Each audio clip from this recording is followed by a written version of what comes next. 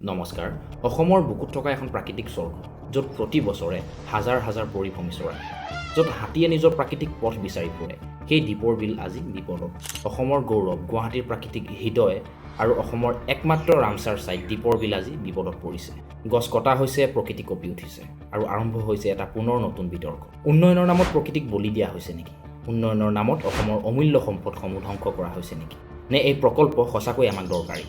চাওক খবৰ অনুসৰি দীপৰ বিল অঞ্চলত এলিভেটেড ৰেলৱে কৰিডৰ বনাবৰ বাবে বহু পুৰণি আৰু ডাঙৰ গছ কাটি পেলোৱা হৈছে পৰিৱেশ কৰ্মীসকলৰ মতে এই অঞ্চল কেৱল এটা জলাভূমি নহয় ইয়াত হাজাৰ হাজাৰ পৰিভ্ৰমী চৰাই হাতী আৰু বিভিন্ন বন্যপ্ৰাণীৰ বাসস্থান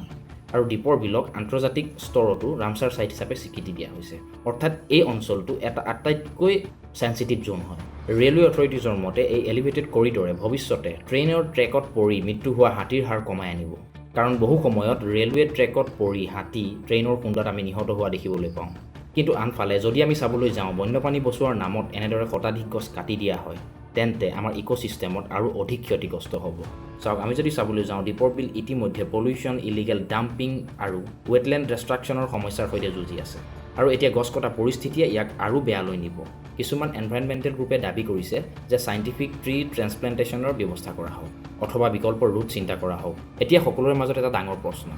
যে আমাক উন্নয়ন লাগিব কিন্তু প্ৰকৃতিক ধ্বংস কৰি নেকি আমাক যেনেদৰে উন্নয়ন লাগিব ঠিক তেনেদৰে অসমৰ প্ৰাকৃতিক বায়'ডাইভাৰ্চিটিও সমানেই গুৰুত্বপূৰ্ণ এক্সপাৰ্টছৰ মতে প্ৰপাৰ প্লেনিং চাইণ্টিফিক এছেছমেণ্ট আৰু ট্ৰেন্সপাৰেণ্ট পাব্লিক ডিছকাশ্যন হয় তেন্তে ডেভেলপমেণ্ট আৰু কনজাৰ্ভেশ্যন একেলগে আগবাঢ়িব পাৰে দীপৰ বিল কেৱল বিল নহয় ই অসমৰ ইক'লজি সংস্কৃতি আৰু ভৱিষ্যত প্ৰজন্মৰ নেচাৰেল হেৰিটেজ আপোনাৰ মতামত কি উন্নয়ন আগত নে প্ৰকৃতি সংৰক্ষণ